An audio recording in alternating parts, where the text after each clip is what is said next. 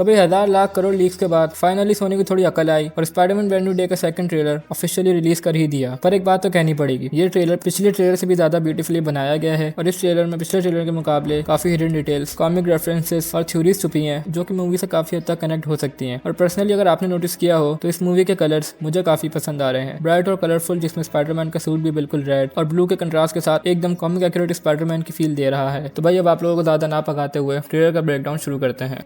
तो भाई ट्रेलर की प्रॉपर शुरुआत होती है एक ऐसे विलन के साथ जिसे हम 10 साल पहले स्पाइडरमैन होमकमिंग में देख चुके हैं, मैक गार्गन, जो कि अब ऑफिशियली स्कॉर्पियन बन के एमसीयू में रिटर्न कर रहे हैं। इसी के साथ हम देखते हैं स्कॉर्पियन एक बैंक लूटने के बाद एक सिक्योरिटी ऑफिसर को पकड़ लेता है और उसी टाइम स्पाइडरमैन की एंट्री होती है। लेकिन यहाँ सबसे बड़ी नोटिस करने वाली बात यह है कि हमने तीनों स्पाइडरमैन को देखा है, लेकिन सबसे स्मूथ स्विंग एमसीयू का स्पाइडरमैन यानी कि हमारे टॉम हॉलैंड का स्पाइडरमैन ही करता है। लेकिन यहाँ वो आते ही जेम्स पिज़्ज़ा के बोर्ड से टकराता है और एक गाड़ी पर जाके गिर जाता है। अब यहीं पे हमें समझ आने लगता है कि पीटर का अपनी ही बॉडी और पावर्स पर से कंट्रोल छूट रहा है और इसी के फायदा उठाते हुए स्कॉर्पियन अपना मैकेनिकल स्टिंग से अटैक करता है जिसे पीटर डॉज नहीं कर पाता। लेकिन तभी आता है ट्रेलर का सबसे बैडएस और डार्क सीन, पीटर के मास्क के अंदर का सीन, जहां उसकी आईज कंप्लीटली ब्लैक हो जाती हैं। अब जैसे ही पीटर की आंखें ब्लैक होने लगती हैं तभी स्पाइडर का सीरियस वर्जन रिलीज हो जाता है और अपने कंट्रोल से बाहर होते ही पीटर स्कॉर्पियन का गला पकड़ लेता है और उसे उठाकर जमीन पर पटक देता है और जोर से उठाकर एक कार के आगे फेंक देता है। मतलब फुल ऑन स्कॉर्पियन की हालत बुरी कर देता है। मतलब आप सोचो, स्कॉर्पियन जो 10 साल बाद रिटर्न कर रहा है उसका ट्रेलर में ही इस तरह से बुरा हाल कर देना वाकई काफी फनी लगा मुझे। बट मुझे लगता है कि इस मूवी में स्कॉर्पियन का और भी रोल होगा आगे जाके, सिवाय स्पाइडरमैन से मार खाने के। लेकिन इस फाइट से हमें ये तो पता चल रहा है कि ये हमारा फ्रेंडली नेबरहुड स्पाइडरमैन तो बिल्कुल नहीं है। अगर आपने कॉमिक्स पढ़ी हो तो यहाँ आपको सुपीरियर स्पाइडरमैन या फिर दी अदर स्टोरी लाइन जरूर याद आएगी, जहाँ पीटर बिना अपनी पावर्स को रोके बिना लड़ता है और किसी भी विलन के सामने होल्ड बैक नहीं करता। लेकिन इस म्यूटेशन का सबसे बड़ा सबूत हमें अगले सीन में मिलता है। पीटर जब अपना मैकेनिकल वेब शूटर्स पहनने की कोशिश करता है तो उसकी रिस्ट से अचानक ऑर्गेनिक वेबिंग शूट होती है जो उसके मैकेनिकल डिवाइसेस को निकाल कर फेंक देती है।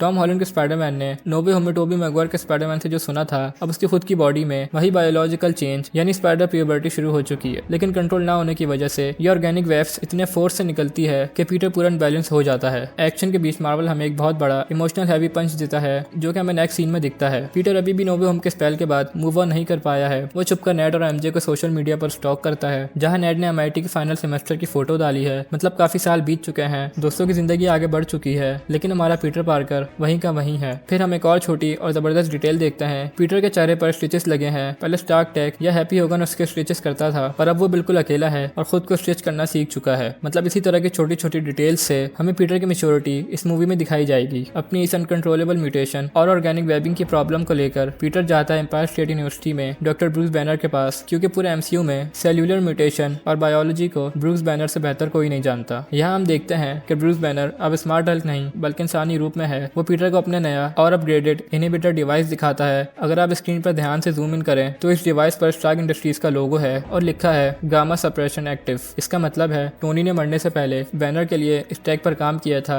जिसे अब पूरा किया गया है। बैनर पीटर को वार्निंग देता है कि अगर तुम मुझे इसके बगैर देखो तो भाग लेना, और मजाक में ही हल्क की कॉपी करता है। लेकिन कॉमिक्स के हिसाब से ये डिवाइस बहुत लीथल है क्योंकि ये गामा रेडिएशन को ड्रेन करता है और यही पॉइंट आगे चलकर हमारे मेन प्लॉट से जुड़ेगा। आगे हमें एक फनी पर ध्यान देने वाला सीक्वेंस दिखता है। पीटर स्विंग करते हुए एक बर्ड से टकराता है और एक शादी की पार्टी में क्रैश करके वेडिंग केक को उड़ा देता है। लेकिन इस शादी के ऊपर से एक हेलीकॉप्टर निकल रहा है जिससे सेडी सिंह का मिस्टीरियस कैरेक्टर यानी कि जीन ग्रे कंट्रोल कर रही है। फिर हम देखते हैं न्यूयॉर्क में एक मैसिव वेव उठती है। पहले तो मुझे लगा था कि यह हल्का ठंडा क्लैप है, पर लीक ट्रेलर में इसकी डिटेल्स मिल गई थी कि ये जीन ग्रे का एक साइकिक शॉक वेव है। इस वेव के निकलते ही पूरे न्यूयॉर्क सिटी फ्रीज हो जाती है। लोग स्टैचू बन जाते हैं, बिल्कुल वैसे ही जैसे प्रोफेसर एक्स कॉमिक्स में लोगों के माइंड्स को फ्रीज कर देते थे। लेकिन इस साइकिक वेव से न्यूयॉर्क में सिर्फ 2 लोग कंप्लीटली इम्यून थे, पहले हमारा स्पाइडरमैन और दूसरा फ्रैंक कैसल यानी द पनिशर। पनिशर इस फ्रीज हुई भीड़ के बीच आराम से चल रहा है। डैमेज कंट्रोल का नया बॉस विलियम मेट्सकर, जो कॉमिक्स में एक एंटी म्यूटेंट एक्टिविस्ट है, पीटर से कहता है कि सिर्फ तुम ही हो जिसको सेंस कर सकते हो और सिर्फ तुम ही हो जो इससे इम्यून हो। पीटर का स्पाइडर सेंस उसे साइकिक अटैक से बचाता है, बिल्कुल वैसे ही जैसे नो वे होम में एस्ट्रल फॉर्म में भी उसकी बॉडी ऑटोमेटिकली रिएक्ट कर रही थी। अब बात करते हैं ट्रेलर के सबसे बड़े कैरेक्टर की, यानी कि सेडी सिंह की जीन ग्रे, जिसको अभी तक इन्होंने रिवील नहीं किया है, लेकिन हम फैंस तो जानते ही हैं कि वो जीन ग्रे ही है। सेडी सिंह की कैरेक्टर लिटरली लोगों के दिमाग में जंप कर सकती है एक पर्सन से दूसरे पर्सन में। पीटर अपने खुद के बनाए हुए एआई इंटरफेस से इस एंटिटी को ट्रैक करता है। पीटर के इस एआई वाइजर में एक फन ईस्टर एग है, वहाँ कोने में लिखा होता है VPN ऑन। ये स्पाइडरमैन फार फ्रॉम होम का रेफरेंस है, जहाँ एमजे ने उसे कहा था कि गवर्नमेंट ट्रैकिंग से बचने के लिए VPN यूज करना चाहिए। इसका मतलब पीटर आज भी एमजे की हर बात को फॉलो करता है। और यहीं पे सेडी सिंह के कैरेक्टर पीटर को कहती है, मैं सबके दिमाग में जा सकती हूँ सिवाय तुम्हारे, तो क्यों ना एमजे से मिलकर आऊँ, ये सिर्फ एक डायलॉग नहीं बल्कि एक वार्निंग थी।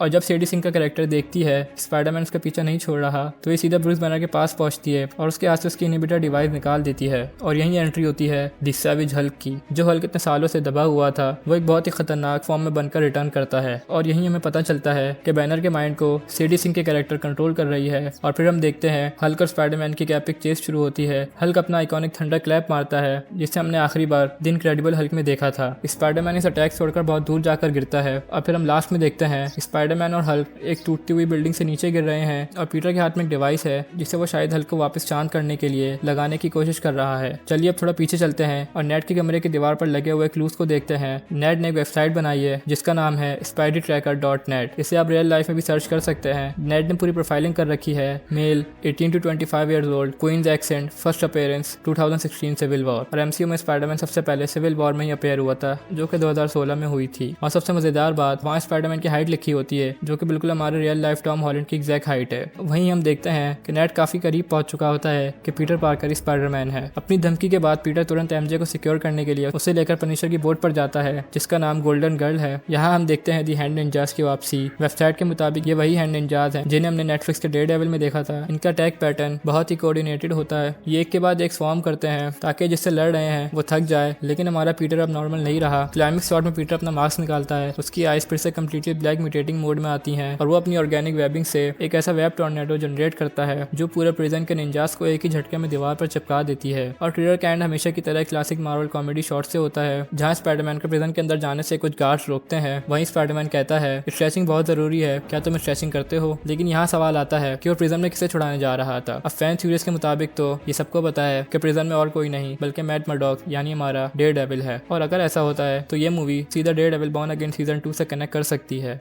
तो ये था स्पाइडरमैन ब्रांड न्यू डे का सेकंड ट्रेलर का breakdown. Organic webbing, savage Hulk, CD Singh का साइकिक अटैक और नेट की इन्वेस्टिगेशन। इस बार टॉम हॉलैंड का स्ट्रीट लेवल सिनेमा बिल्कुल मूवी की हाइप बढ़ा देगा। आपको क्या लगता है, क्या सीडी सिंह का कैरेक्टर सच में जीन ग्रे ही है या फिर कोई और न्यू कैरेक्टर? और क्या पीटर सच में प्रिजन से डेयरडेविल को ही छुड़ाने जा रहा है? अपने थॉट्स नीचे कमेंट्स में जरूर दें। अगर ब्रेकडाउन पसंद आया हो तो वीडियो को लाइक जरूर करें, चैनल को सब्सक्राइब करें, वीडियो को शेयर करें। मैं मिलता हूँ आपसे अगली वीडियो में, तब तक के लिए take care, see you soon.